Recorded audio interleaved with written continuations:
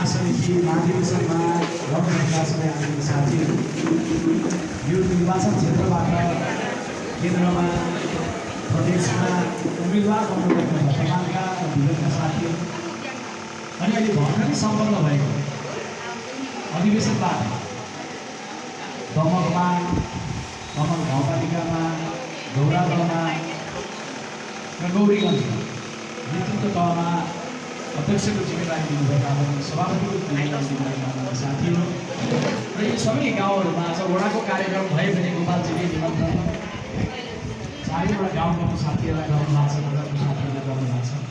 त्यसको विभिन्न तहमा साथीहरू निर्वाचित हुनुभएको छ र सबै साथीहरू, निर्वाचित साथीहरू, प्रतिस्पर्धी साथीहरू, निर्वाचनमा सहभागी मतदान गर्ने साथीहरू, शुभेच्छा राख्ने साथीहरू सबैलाई म सम्मान गर्न चाहन्छु।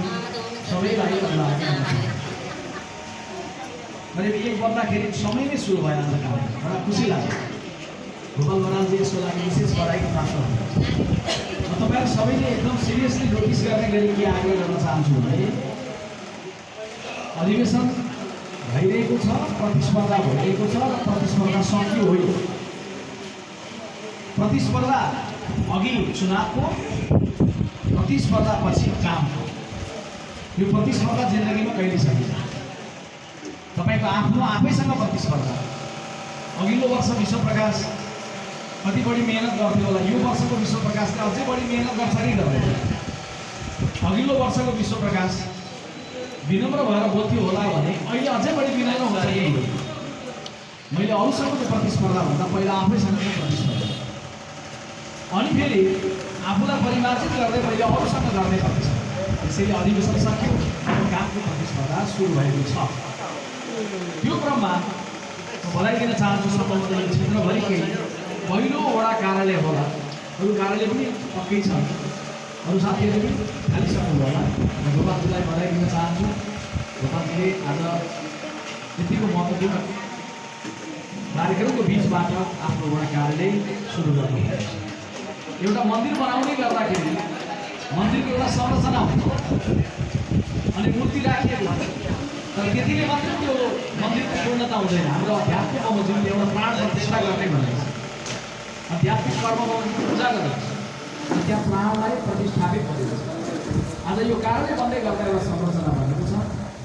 यो संरचनालाई अब सबैको प्रेमले, सबैको विश्वासले यसलाई प्रभावकारी बनाउनुपर्छ र यो क्षेत्रका चारवटा गरा भएका खेतहरू छन्। यो क्षेत्रमा तपाईँ ख्याल गर्नुहोला, दमक, कमल, गौरादह र गौरीगञ्ज गरेर चारवटा गरा भएका खेतहरू छन् तपाईँहरू। सबै खेतका गरामा, सबै गरामा उत्तिकै मलाल्ने, उत्तिकै झलाल्ने, उत्तिकै आत्मीयता, उत्तिकै हार्दिकता, उत्तिकै प्रतिस्पर्धा, उत्तिकै विनम्रताका साथ तपाईँहरू लागेर यो चारवटा गरामा काङ्ग्रेसलाई बलियो बनाएर समुद्रमा 4 तारे झन्डालाई यो चारवटा गरामा प्रभावकारी ढङ्गले फहराएर आगामी निर्वाचनमा काङ्ग्रेसलाई यो क्षेत्रबाट विजय गराउने खालको तागत तपाईँहरूले लिनु छ। यो प्रतिस्पर्धा पछाडि अब तपाईँको कामको प्रतिस्पर्धाले त्यहाँ ल्याउनु।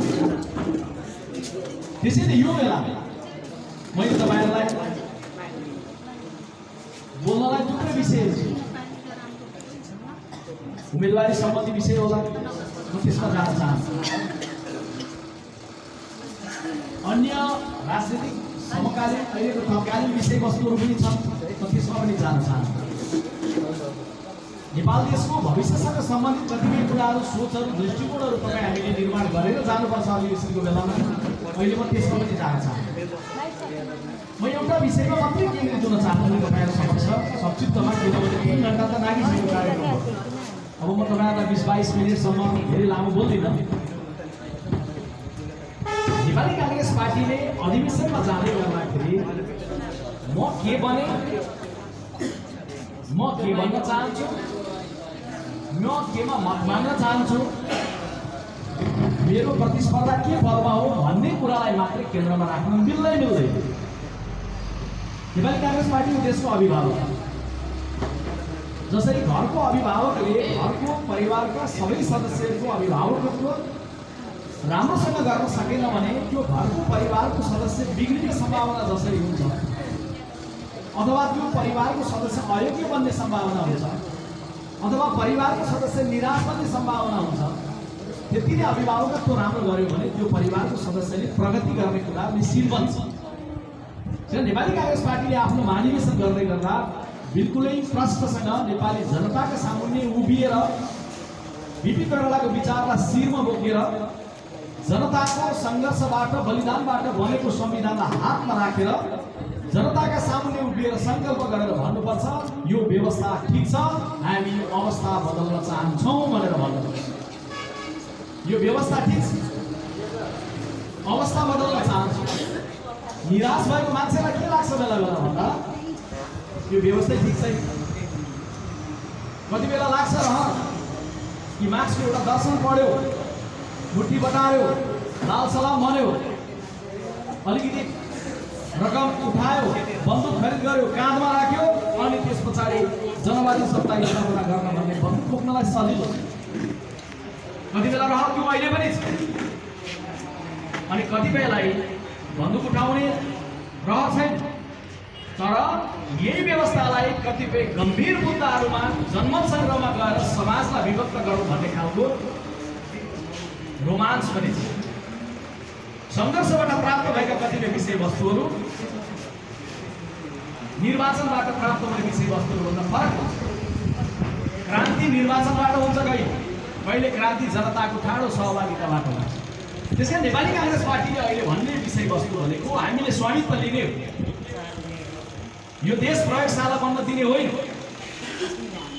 कि हरेक 10 वर्ष, हरेक 20 वर्ष, हरेक 15 वर्षमा दलहरूको बिचमा द्वन्द्व हुने, राजनीतिक नेतृत्वले अयोग्यता राख्ने, अनि त्यसको परिणाममा जहिले पनि नयाँ व्यवस्था भन्ने अवस्था पुरानै रहिरहने, दुखी रहिरहने नेपालीहरू आफै पनि अहिले पनि पिछडिएर बसिरहने अवस्थाबाट हामीले अन्त्य गर्नुपर्छ।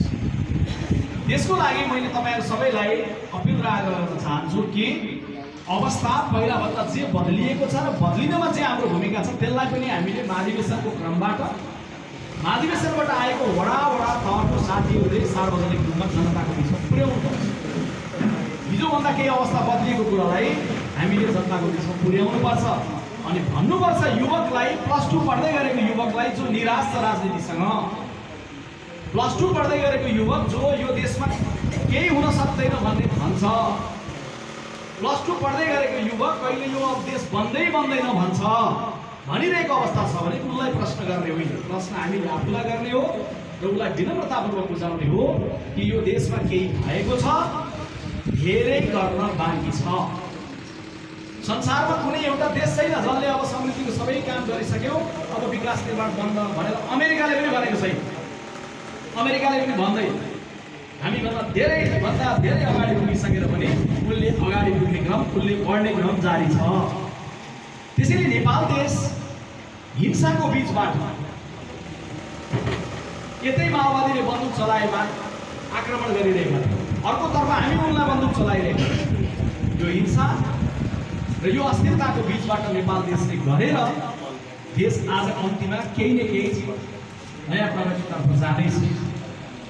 अहिलेको अवस्था बदल्ने भन्ने विषयमा म आउँछु, तर विगतमा गरेका राम्रा कुरालाई बिर्सिराखेर हामी अवस्था केही पनि बदलिएको छैन भन्यो भने कुनै पनि युवकले त्यसमा आशा र आकर्षण देख्दैन। काङ्ग्रेसले जनतालाई बनाउँदै गर्दा आशावादी बनाउने हो, जिन्दगीका प्रति भरोसा हुने बनाउने हो, आफूले पाएको बहुमूल्य जिन्दगी एक बारको जुनी प्राप्त भएको ऊर्जा भएको मान्छे भएर बाँच्नुपर्छ भन्ने बुझाउने हो।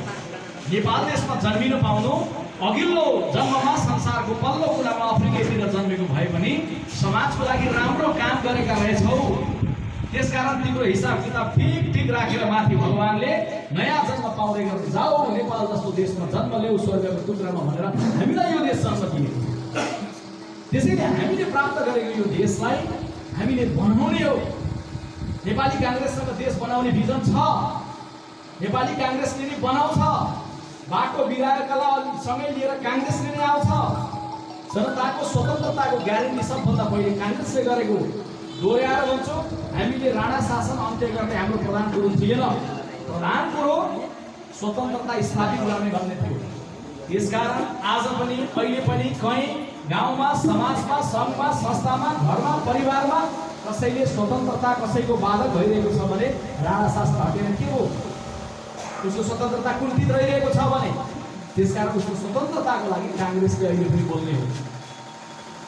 सबैलाई गाँसेर समावेशी ढङ्गले लिएर जाने कुरो काङ्ग्रेसले बोल्ने हो। कुनै पनि समुदाय पछाडि नपरुन् नछुटुन् भनेर दिनको मुद्दालाई उठाउने काम काङ्ग्रेसले गर्ने हो। हिंसामा गइरहेको छ, वल्लो घर र पल्लो घरको बिचमा द्वन्द्व भइरहेको छ भने यो देशको ठुलो माओवादी विद्रोह बन्दुक उठाएर हिँडेकालाई पनि शान्तिमा ल्याउन सक्ने काङ्ग्रेसले गाउँमा टोलमा बोलेर यो हिंसाको बाटो होइन, छरछिमेकी मिलेर बस्नुपर्छ, मिलेर चल्नुपर्छ। तिम्रो छोरो बिग्रियो, तिम्री छोरी बिग्रिन् भने एकरो सङ्गतले होइन दोहोरो सङ्गतले बिग्रिन्छ। कतै छिमेकीको छोरा या छोरीको सङ्गतले होइन, तिम्रो छोरा या छोरीको सङ्गतले पनि बिग्रेको हुन सक्छ भनेर पनि समाजमा अहिंसाको लागि लड्नुपर्छ। हिंसाको अन्त्य हुनु भनेको बन्दुकको अन्त्य मात्रै होइन कि यो देशमा हिंसाको अन्त्य भयो। किनभने बन्दुक कोही बोक्दैन अहिले। क्यान्टोनमेन्टमा थन्काइयो, माओवादीलाई नमस्कार गरेर लिएर आइयो, अब हिंसाको अन्त्य भयो हो। ठुलो राजनैतिक हिंसाको अन्त्य भयो। तर अहिले पनि घर घरमा साना साना हिंसाहरू छन्, घरेलु हिंसाहरू भइरहेको छ। छिमेकमा जग्गाको सानोतिनो मुद्दाकै कारणले पनि हिंसा भइरहेको छ। हाम्रा दिदीबहिनीहरू घरहरूमा अहिले पनि कैयौँ घरहरूमा प्रताडित भइरहेका छन्। तिमीसँग विवाह गर्न पाइनौ भने मर्छु भनेर भन्ने युवकले बिहे गरेको 6 महिना पछाडि तातो तेल खराइदिएर घरमा गरेको हिंसा बन्दुक उठाएर कुनै विद्रोहीले गरेको हिंसाभन्दा सानो हिंसा होइन। त्यसैले काङ्ग्रेसले आज पनि यो देशको सामाजिक रूपान्तरणको लागि हामीले आवाज उठाएर जानुपर्छ। त्यसैले मैले यो किन भन्दैछु भन्दा काङ्ग्रेसले महाधिवेशन हुँदै गर्दा यी विषयवस्तुलाई केन्द्रमा राख्नुपर्छ र भन्नुपर्छ यो व्यवस्था ठिक छ, यो व्यवस्था ठिक छ, संसदीय लोकतान्त्रिक व्यवस्था, योभन्दा बाहिर भड्केर कोही नहिँड। यही व्यवस्थाभित्रबाट हिमालको हित छ, पहाडको हित छ, मधेसको हित छ। यही व्यवस्थाभित्रबाट काङ्ग्रेसको पनि हित छ, कम्युनिस्टको पनि हित छ र जित छ। यही व्यवस्था छ जसको कारणले गर्दा प्रचण्ड पनि प्रधानमन्त्री बन्नुभयो, कमरेड केपी पनि प्रधानमन्त्री बन्नुभयो। तर अवस्था बदल्नका लागि हाम्रो प्रवृत्तिमा बदलाव जरुरी छ। हामीले हार्न तयार हुनु पर्यो, हारेकोले जितेकोलाई सघाउन तयार हुनु पर्यो, जितेकोले ठुलो रिले गरेर सबैलाई गाँस्ने तयार हुनु पर्यो। कमरेड केपी ओलीजीको क्षेत्रमा म बोल्दैछु। तपाईँहरू यो क्षेत्रका साथीहरू हुनुहुन्छ र कतिपय साथीहरूले लाइभबाट पनि हेर्दै हुनुहुन्छ। किन यो देशको प्रधानमन्त्रीको पद 5 वर्षलाई प्राप्त गरेको कमरेड केपी ओली बालुवाटारबाट निक्लेर बार्दलीमा गरेर भाषण गर्नुपर्ने अवस्थामा पुग्नु हो। यसको कारण उहाँहरूमा रहेको अहङ्कार हो। त्यसैले हामीले आफूभित्र पनि कुनै अहङ्कारलाई जीवित राख्यौँ भने भोलि हाम्रो सरकारहरू पनि चल्दैन। हिजो कम्युनिस्टको सरकार गयो भनेर खुसी हुँदै गर्दा महाधिवेशन हेरेर हामी गम्भीर हुनुपर्छ। कतै त्यो खालको प्रवृत्ति हामीमा भयो भने फेरि अर्को सरकार पनि चल्दैन। सरकारहरू चल्न सकेनन् भने व्यवस्थाबारेमा प्रश्न उठ्छ, अवस्था बदलेन भने व्यवस्थाबारेमा प्रश्न उठ्छ। त्यसैले काङ्ग्रेसले यो बेलामा गौरवको यो माटोमा उभिएर तपाईँहरू सबैलाई बधाई दिइरहँदै गर्दा, शुभकामना दिइरहँदै गर्दा, यो देशलाई बनाउने हो, बदल्ने हो भन्दै गर्दा केवल म एक लाइन मात्रै भनिरहेको छु, यो व्यवस्था ठिक छ, अवस्था बदल्नुपर्छ। अवस्था बदल्ने तागत यही व्यवस्थाभित्र छ। यो व्यवस्थालाई सही ढङ्गले नेतृत्व गर्यो भने अवस्था बदल्न सकिन्छ। हिजो हिंसाबाट शान्ति काङ्ग्रेसको अगुवाईमा भयो, रहेछ नि त काङ्ग्रेससँग क्षमता। हिजो संविधान विहीनताबाट संविधान काङ्ग्रेसको नेतृत्वमा भयो, रहेछ नि त काङ्ग्रेसको तागत। हिजो मधेसमा विद्रोह भएर मधेसमा आगो लागेको बेला त्यो आगो लागेको मधेसलाई विश्वासमा लिएर सँगसँगै हिमाल पहाड तराई मधेस जाने अगाडि बढ्ने अवस्था काङ्ग्रेसले बनायो, रहेछ नि त काङ्ग्रेसको तागत। त्यसैले काङ्ग्रेसमा रहेको त्यो तागतलाई पुनर्जीवन महाधिवेशनबाट दिने हो, नयाँ जागृति काङ्ग्रेसभित्र ल्याउने हो। तपाईँको आउने मको आउने मूल प्रश्न होइन, त्यो छोडिदिनुहोस्, त्यो दोस्रो प्रश्न हो।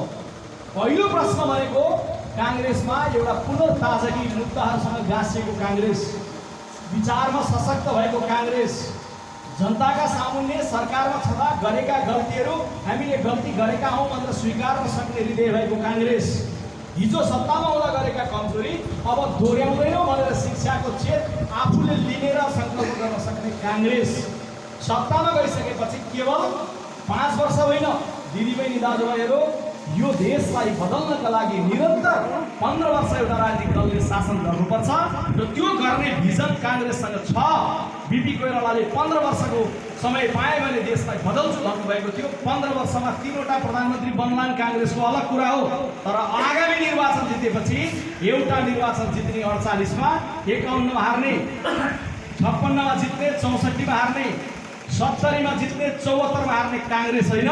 आगामी 79 सालको निर्वाचन जितेपछि लगातार 3वटा निर्वाचन जितेर देशलाई बाटो दिने काङ्ग्रेस हामी बनाउँछौँ भन्ने सङ्कल्प हामीलाई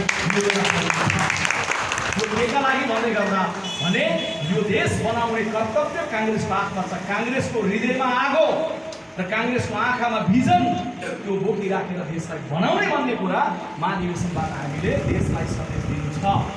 हिजो हामीले नै हो गाउँको दूरदराजमा अवस्था बदल्नतर्फ लागेको। आदरणीय दिदीबहिनीहरू यहाँ आउनुहुन्छ। दूरदराजको गाउँमा जन्मिँदै गर्दाखेरि जन्मिएको बालक 11-12 जना बालक लाखमा 11-12 जना बालकहरू आमाले काखमा लिएर अँगालो मार्दै गर्दाखेरि बच्चा मरिसकेको जन्मिन्थ्यो। गाउँमा बसोबास चौकी पुर्याउने काङ्ग्रेस बच्चा च्यारो रोइरहेको छ, तर आमाको मृत्यु भइसक्यो। 11-12 जनाको सङ्ख्या आज गाउँमा बसोबास चौकी पुर्याउने काङ्ग्रेसले गौरालाको चोकमा उभिएर हुम्लाको कुरा पनि गर्नुपर्छ। काङ्ग्रेसले बिजुली बल्दैन थियो त्यो दूरदराजको गाउँमा, काङ्ग्रेसकै कारण बिजुलीहरू बलेको कुरा पनि पुर्याउनुपर्छ। यहाँ एउटा जम्मी खालको भत्ता भन्ने नाममा एकपटकको भत्ताले जिन्दगीभरिको सत्ता खोज्ने कम्युनिस्ट पार्टीसँग लड्दै गर्दा काङ्ग्रेसले गरेको अवस्था बदलेको कुरा पुर्याउनुपर्छ।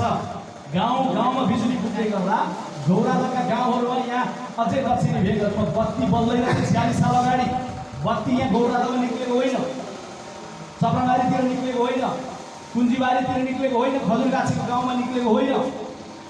बिजुली निक्लिनलाई कहीँ 60 डाँडा पारी काङ्ग्रेसले लगानी गर्यो होला। त्यो लगानी गरेको बिजुली निक्लिँदै गर्दाखेरि यहाँसम्म आयो होला, कहिले कम आयो होला, कहिले बढी आयो होला, लोड सेडिङ भयो होला, तर आउने क्रमको सुरुवात काङ्ग्रेसले गर्यो। यो बुझाउनुपर्छ, अवस्था बदलेको बुझाउनुपर्छ।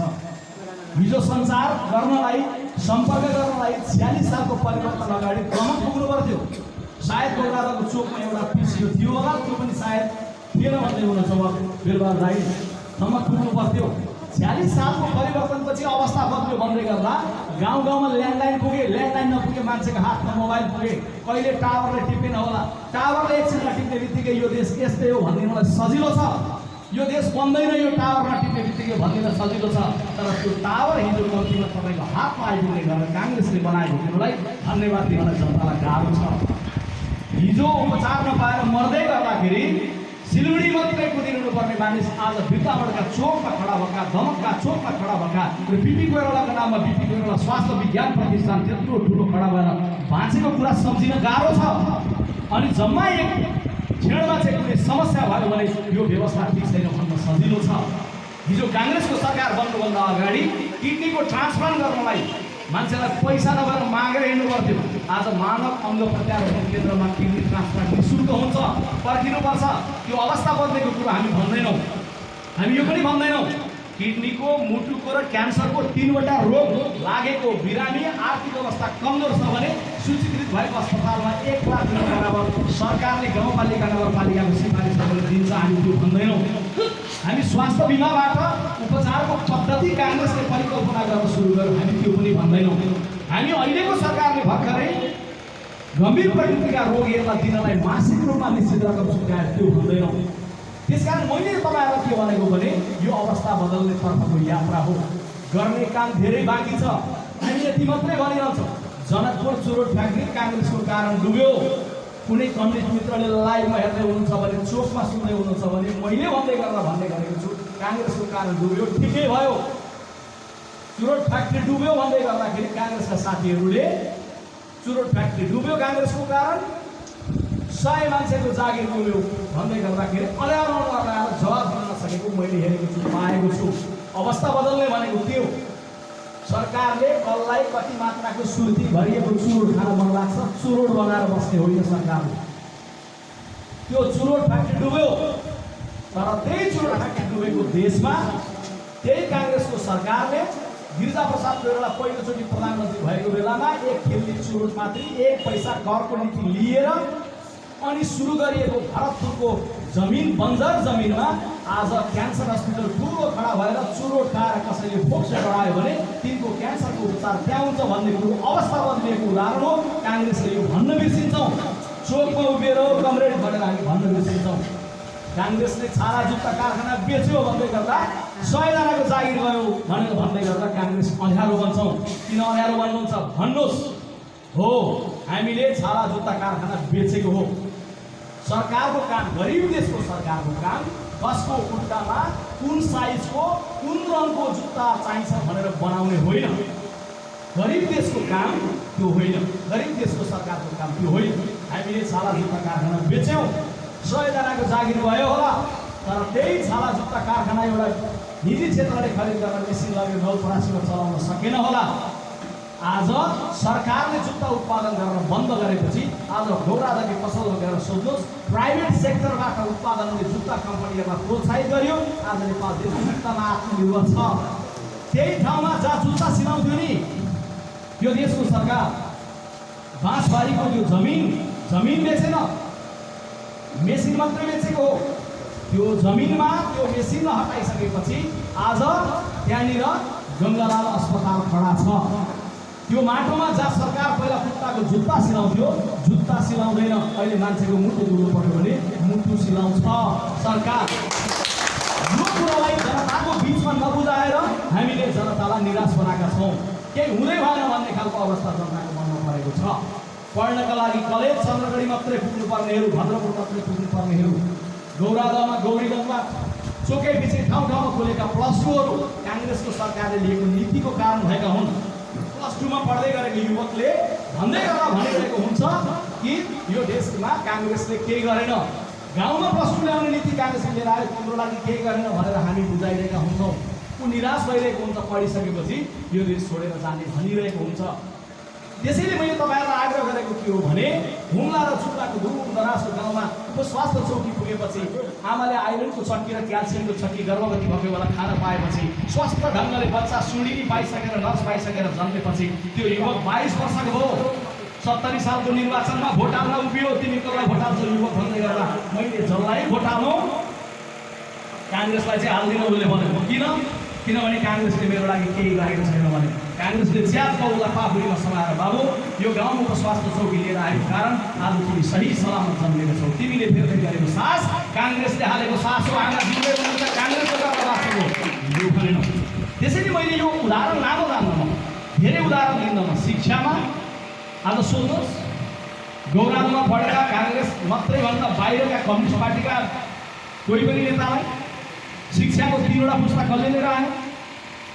7 सालको लगत्तेपछि गाउँहरूमा स्कुलहरू खुल्न थाले। कसको अगुवाईमा खोल्यो? काङ्ग्रेसको अगुवाईमा पहिलो शिक्षाको पुस्ता। दोस्रो त्रिभुवन विश्वविद्यालय।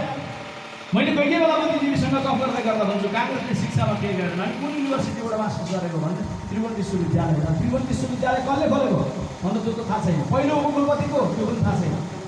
तपाईँले भन्नुपर्छ कि बिपी कोइराला प्रधानमन्त्री हुँदै गर्दा पहिलोपटक देशमा युनिभर्सिटी खोल्यो। त्यो युनिभर्सिटीको पहिलो कुलपति को हुनुहुन्थ्यो? सुवर्ण शमशेर राणा हुनुहुन्थ्यो, काङ्ग्रेसको नेता। आज त्यो युनिभर्सिटीबाट प्राप्त भएको सर्टिफिकेट मास्टर्सको डिग्री बोकेर गौरादहमा कम्युनिस्ट पार्टीको सङ्गठन गर्न हिँडेका छौ। तर काङ्ग्रेसले शिक्षामा के गर्दैन भनेर प्रश्न पनि तिमीले गर्ने आँट गरेका छौ। अनि छोराछोरी कहाँ पढ्छन् भन्दा गाउँको +2मा। कसको नीति नै खोल्यो? हामी भन्दैनौँ। त्यति मात्रै होइन, बिपी कोइराला प्रधानमन्त्री हुँदै गर्दा आदरणीय दिदीबहिनी दाजुभाइहरू भारू मात्रै चल्थ्यो नेपालमा, भारू मात्रै। त्यो भारू मात्रै चलेको ठाउँमा रिप्लेस गरेर नेहरू चलाउने क्रमको नेपालको स्वीकृतिको पालामा भयो। जङ्गलको राष्ट्रियकरण बिपीको पालामा भयो, व्यक्तिहरूबाट राज्यको भयो। त्यो पञ्चायतकालमा डुब्दै गएपछि आज तपाईँ समुदायको नाममा जङ्गलहरू देख्नु न। जङ्गलको चुनाव हुँदै गर्दा, सामुदायिक वनहरूको चुनाव हुँदै गर्दा जनताको हातमा ती वनहरू छन्।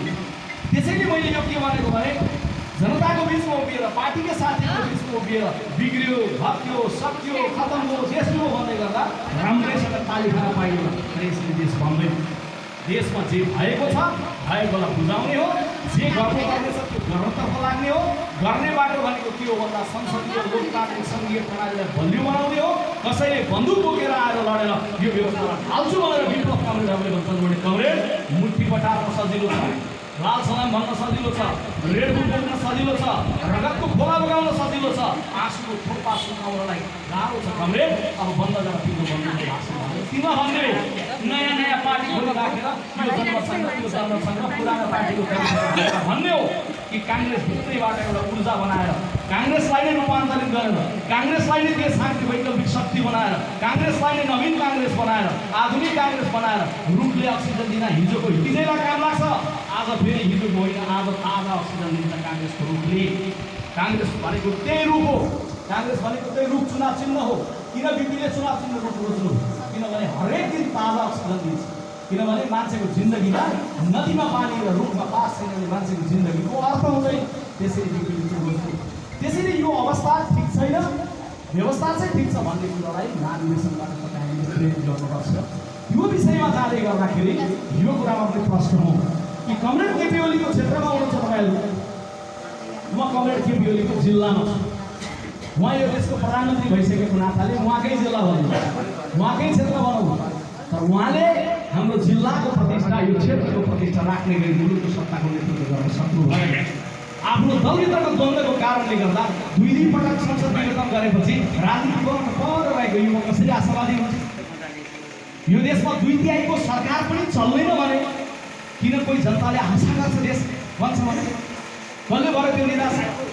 बिपी कोइरालाको 2/3 सरकार त राजाले ठुलो गरेर गयो। बिपी कोइरालाको 2/3 सरकार त राजाले ठुलो गरे, सेनाले ठुलो गर्यो, त्यो अलग विषय थियो। तर आज कसले को गर्यो? कुन सेनाले को गर्यो? कसले काम गर्न अप्ठ्यारो बनायो? काङ्ग्रेसले कहाँ गयो? तर उहाँको शैली के हो भन्दा आवेगले, उहाँको शैली के हो भन्दा दम्भ। त्यही अरू लाग्ने भन्ने यही लखनपुरको त्यो रङ्गशाला सम्झिनुहोस्। आफ्ना आफन्तहरूको चिहान उलिने राखे उनीहरूको नाममा आदिवासी जनजाति रङ्गशाला बनाउँछ भन्दै गर्दाखेरि सहमत गरायो, हस्ताक्षर गरायो। एउटा ठुलो पिलरमा स्तम्भमा सबै मृतकहरूको नाम लेखेर आदिवासी जनजाति रङ्गशाला भनेर राखेको नामलाई जबरजस्ती मदन भण्डारीको नाममा लिएर जाने कुरा कसमा आयो? किन आयो? किन बोल्नुहुन्न साथीहरूले? खरोसँग भन्नुहुन्न। मेरो बाबाको चिता थियो त्यहाँ, मेरो आमाको चिता थियो त्यहाँ, मेरो बहिनी बलेर गाडेको थियो त्यहाँनिर। तिनको चिता उठिनेर आज त्यहाँनिर आदिवासी जनजाति रङ्गशाला बनाउने भनेर सहमति हामी दिने। अनि त्यो रङ्गशालाको सत्ताको त्यो सरकारको भन्ने बित्तिकै मदन भण्डारीको नाम किन? मदन भण्डारीको नाममा किन? बिपी कोइरालाकै नाममा, गणेश मान सिंहको नाममा किन? काङ्ग्रेस या कुनै कम्युनिस्ट नेताको नाममा? काङ्ग्रेसले कहिले पनि यसरी कसैको भावनामा खेल्ने गरी चोट पुर्याउने गरी काम गरेन। तर उहाँको कर्म के देखियो भन्दा जनजातिको रङ्गशालालाई सम्म खोजी राखेर मदन भण्डारीको आत्माले पनि दुःख मान्ने गरी जबरजस्ती गर्न लाग्नु। त्यसैले अहिले 3 वर्षमै फिलाइ भएको अवस्था भयो। त्यसैले यो बेलामा नेपाली काङ्ग्रेस पार्टीले गम्भीरतापूर्वक सोच्ने के हो भने अब हामी बहुमत ल्याउँदैछौँ है, अब हामी जित्दैछौँ, हामी ठुलो दल भएर आउँदैछौँ। त्यो ठुलो दल भएर आउँदै गर्दाखेरि व्यवस्था ठिक छ, अवस्था बदल्ने भन्ने हो भने पार्टी र सरकार बिच द्वन्द्व नहुने उपाय के हो? राजनीतिमा द्वन्द्व हुन्छ, द्वन्द्व भयो भने हल गर्ने उपाय के हो? मन्त्री परिषद चलाउँदै गर्दा कस्तो संस्कृतिले चलायो भने अनि त्यस पछाडि त्यो सरकारले काम गर्न सक्छ? कसरी जनतामा आशा भर्न सकिन्छ? कसरी जनताको मुद्दालाई सम्बोधन गर्ने गराउन सकिन्छ? कसरी भूमिहीन भएर बसिरहेकी 70 वर्षकी आमालाई त्यसलाई राजनीतिको मुद्दा नबनाइकन आमा तपाईँको निधनभन्दा अगाडि तपाईँको सामुन्ने लिएर आएको छ काङ्ग्रेसले यो धनी पूर्जा भनेर दिन सकिन्छ? कसरी बेरोजगार भएको युवकलाई, देशलाई काङ्ग्रेसले हिजो निजी क्षेत्रको बढोत्तरी गर्दै गर्दा ब्याङ्क बनाऊ, ब्याङ्कमै जागिर, हस्पिटलहरू खुले, हस्पिटलमा जागिर, एयरलाइन्सहरू खुले, एयरलाइन्समा जागिर, मिडिया बढ्यो, मिडियामा जागिर, यो खालको बढाएर गएको बढोत्तरी गरेर तिमीलाई यही देशमा पसिना बगाउने अवसर दिन सकिन्छ भनेर कसरी भन्नु? कसरी पर विकसित भएर रहेको युवाहरूलाई देशका प्रति आकर्षित बनाउने? आजको लागि हामीले सबैभन्दा प्रधान रूपमा सोच्ने विषय यो हो। त्यसकारण मैले केवल गोपाल बरालजीको घोडाको कार्यक्रममा भन्दै गर्दा, घोडा कमिटीलाई बधाई दिँदै गर्दा, यो कार्यालयलाई प्राणघातक बनाउने भन्दै गर्दा सबै तहको साथीहरूलाई आग्रह गर्न चाहन्छु, व्यवस्था बदल्नु भनेको व्यवस्थापन बदल्नु पनि। तपाईँले व्यवस्था, यो देशको व्यवस्थापन बदल्ने, अवस्था बदल्नु भनेको व्यवस्थापन बदल्नु।